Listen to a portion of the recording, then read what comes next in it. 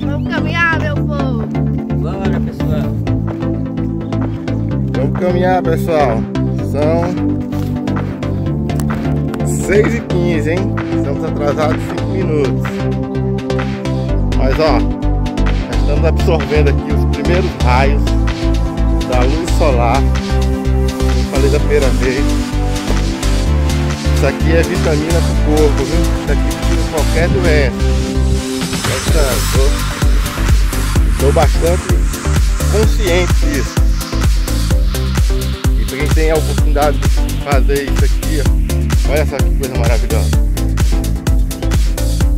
Todo dia de manhãzinha cedo é a luz solar, água e exercício físico, viu? Aí também tem que eliminar o refrigerante, o açúcar, também que é veneno. Se você fizer isso, aquelas dores lá, osteoporose, doença de pele, enxaqueca, dor de cabeça, dores estomacais, desaparece tudo, não precisa nem vai ver, é só experimentando mesmo que você vai ver.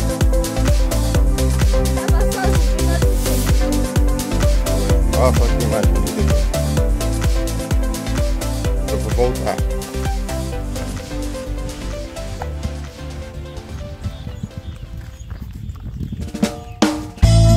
Tá vindo.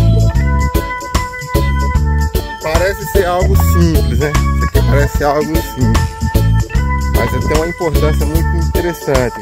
Significado, não só um significado, mas na prática essa atividade que a gente faz é que deveria ser estimulada pelos governos. As prefeituras, por exemplo, têm secretarias. Tem secretarias de esporte, de cultura, de lazer e tal. Essas secretarias deveriam incentivar as pessoas a fazerem exercícios físicos, ou exercício físico, porque isso descongestiona os hospitais. Quando faz exercício físico, o corpo reage bem, e aí muitas daquelas doenças, né, que poderiam ser evitadas, elas são eliminadas em razão do exercício físico, da ingestão de água, da absorção da luz solar. Então, algo que parece ser muito simples, na verdade, pode ser a solução de um problema de saúde gravíssimo. A gente vai nas emergências dos hospitais aqui, estão lotadas, né, por doenças que poderiam ser evitadas, né? E os remédios mais eficazes que existem estão na natureza, né? Não é na farmácia, estão na natureza. E consiste exatamente nisso, na prática do exercício físico, na luz solar e o hábito saudável de beber muita água. O sono, né? Também deveria ser estimulado o sono. E deveria também ser desestimulada a prática da ingestão do álcool, refrigerante, porque isso aí também traz doença, né, para as pessoas, traz doença séria. Então veja, qual é a nossa responsabilidade enquanto cidadão, né? Cidadão é o homem da cidade, é aquele que se preocupa com os problemas da cidade. Daí ele é o cidadão, ele vota, ele tem obrigações, deveres e obrigações. Ele vive inserido num contexto social que exige dele determinados comportamentos que visem sempre o futuro. Nossa responsabilidade é cuidar das próximas gerações. E onde estão essas próximas gerações? Aqui, ó. Aqui é o futuro do Brasil, tá aqui, ó. E a nossa responsabilidade, enquanto cidadão, é cuidar dessas gerações. Por quê? Aqui vão nascer médicos, engenheiros, advogados, astrofísicos, administradores de empresas, enfim, pedreiros, motoristas, agricultores, pecuaristas. A área aí da agricultura produtores rurais, que hoje é uma das mais importantes que tem alimentado o Brasil e o mundo, né? O Brasil é um dos maiores produtores de alimento do mundo. Essas pessoas precisam ser cuidadas, né? Esses jovens precisam ser cuidados. De que forma?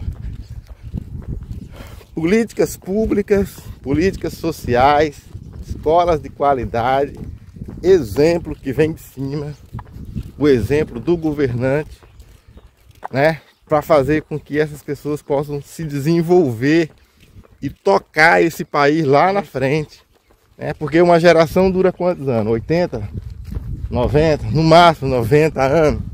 Então depois quem vai comandar esse país são essas pessoas que estão nascendo. Então se essas pessoas não tiverem boa educação, bons hábitos, uma mente limpa, aberta para tocar isso aqui, daqui a pouco tempo nós simplesmente iremos desaparecer. Essa é que é a grande realidade. Pode parecer um pouco trágico, né? Pode parecer assim um pouco, não estou forçando tanto, mas essa é a grande realidade. Já existem exemplos de países que foram países ricos no passado e que não tiveram o cuidado de cuidar das próximas gerações, e simplesmente países que empobreceram, se enveredaram pelo lado da guerra, guerras civis. O povo não tinha valores, né? Precisa também, através da sociedade civil organizada, das igrejas, cultivar valores, porque através do cultivo desses valores você passa a dar sentido às coisas, né? Então tudo isso é o modo de viver das pessoas, né? As festas, elas têm que ter um sentido, elas têm que ter um liame, um laço religioso que justifica aquela... É a cultura de um povo, né? E é isso que a gente chama de nação.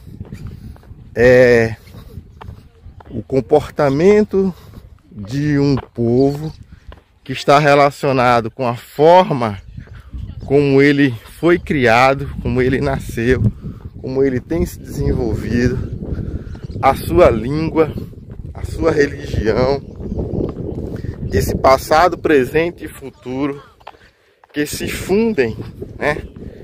Fazendo com que aquele povo isoladamente considerado, a partir destes elementos que a gente acabou de citar aqui, forme uma nação, a nação brasileira. Quando se fala, por exemplo, na nação brasileira, você está falando de tudo isso, né? A característica de um povo. E isso obviamente está relacionado aí com a sua religião, a religião desse povo, com a língua desse povo, com a forma como as famílias são tratadas, né, neste país. Tudo isso compõe isso que nós chamamos de nação. É isso que nós precisamos preservar. Essa é a grande questão, né? A gente está andando aqui, por exemplo, lá nesse lugar, essa vastidão aqui, a gente está pisando em riquezas, a gente está pisando em ouro. Aqui no subsolo, aqui, ó, aqui tem uma série de minérios que valem muito dinheiro. Daqui a pouco vocês vão ver passar ali, vocês vão vir, né, através do vídeo, passar ali naquela pista, carretas gigantescas levando minério de ferro. O que é aquilo ali? Minério de ferro daqui da riqueza do país, ou seja, a riqueza das próximas gerações. Então, se a gente não cuida disso, se nós não cuidarmos disso, o que será dos filhos, dos netos desses que vão ficar, dos bisnetos? Eles vão pegar um país cheio de buracos, uma verdadeira Namíbia, um país pobre, onde não se terá recursos naturais, porque toda a riqueza vem da terra. E a partir do momento em que se extrai toda essa riqueza e dilapidam isso, você não consegue formar esse capital, poderíamos dizer assim, para sustentar essas gerações vindouras. Então aqui, por exemplo, esse asfalto aqui é uma porcaria. A pessoa que mandou construir esse asfalto aqui não imaginou que aqui poderia, né, uma chuva muito forte pode levar isso aqui de uma hora para outra. Isso aqui vai virar um verdadeiro lamaçal. Se o governante tivesse uma outra cabeça, ele fazia um asfalto aqui de qualidade para durar 50 anos. Ponto. Porque o país se desenvolve, além de tudo isso que eu falei anteriormente, através de obras estruturais. Então, estas obras estruturais alavancam o desenvolvimento. Então, a partir do momento que se constrói uma pista dessa aqui, você já vai ter pessoas querendo investir aqui na comunidade, fazer uma casa por conta do acesso que é fácil. Um doente que sai daí da comunidade para ir para Sobradinho, já consegue chegar lá rapidamente porque tem asfalto. Isso é obra estrutural. A obra estrutural é de responsabilidade do governo. E o desenvolvimento daquela localidade, aí já cabe à iniciativa privada. Isso acontece naturalmente, ninguém precisa fazer absolutamente nada. O governo, o governante, só precisa fazer a obra estrutural. A praça, o asfalto, a escola, a ponte, a delegacia, pronto. O sistema de água. Isso aí até pode ser delegado. Oi? O hospital, muito bem, fez o hospital. São obras bem pontuais, assim, específicas. Aí ele cuida também da administração de tudo isso, da administração pública. E o restante, a iniciativa privada é que vai tocar, É por isso que existe o princípio da livre iniciativa, que está na Constituição Federal. As pessoas são livres para iniciar os seus negócios e o governo não pode interferir. O que ele tem que fazer é a obra estrutural. O governo que é contra isso, ele é contra o desenvolvimento desse povo, entendeu? Por quê? O governo que é contra isso, ele promove a pobreza. 2 ou 3 gerações futuras, você dilapidando essas riquezas naturais que existem, fazendo contratos, vendendo esse patrimônio a preço de banana, ou se entregando à corrupção, ou fazendo com que isso seja extraído, seja lá por quais motivos forem, que não seja o interesse da sociedade, esse governo ele é contra o desenvolvimento do seu próprio povo. Porque gerações vindouras virão e elas precisarão de escolas também, de hospitais, enfim, saúde, educação.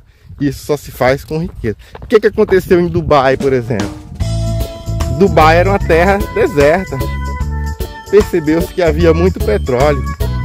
E os governantes fizeram aquilo que nós conhecemos hoje, Os Emirados Árabes.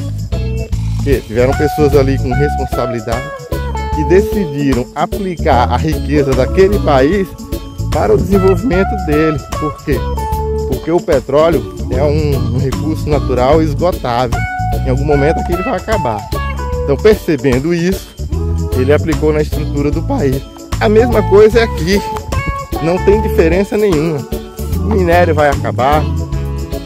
As terras, sei lá, como que vão ficar essas terras aqui há muito tempo, depois que elas forem, plantadas e replantadas, enfim. Os rios, a gente sabe que os rios aí estão poluindo, enfim. Mas o fato é que nós precisamos criar um plano, Nós não, o governo, o governante, criar um plano de desenvolvimento para fazer com que essa nação cresça, floresça, dê oportunidade para que os outros lá na frente venham desfrutar da riqueza desse país. Como é que se faz isso? Já desde o início, escolhendo pessoas que esse desenvolvimento vem através de leis. Se você coloca lá um imbecil qualquer para fazer leis, para governar, o que vai acontecer com você? Você vai ser governado por verdadeiros mentecaptos, Aqui, vou mostrar aqui, Vamos ver a riqueza lá, Tá vendo ali, É o dia inteiro assim, É o dia inteiro. O que é aquilo ali? É a riqueza das próximas gerações. Tem outra, será? Acho que não. É outra? Essa aí é grande. Ah, não. Esse aí vai entrar aqui.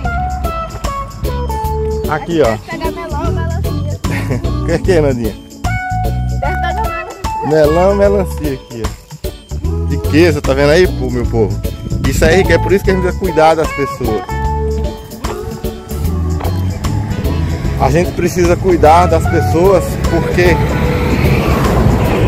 são elas que promovem o desenvolvimento de uma nação, ok?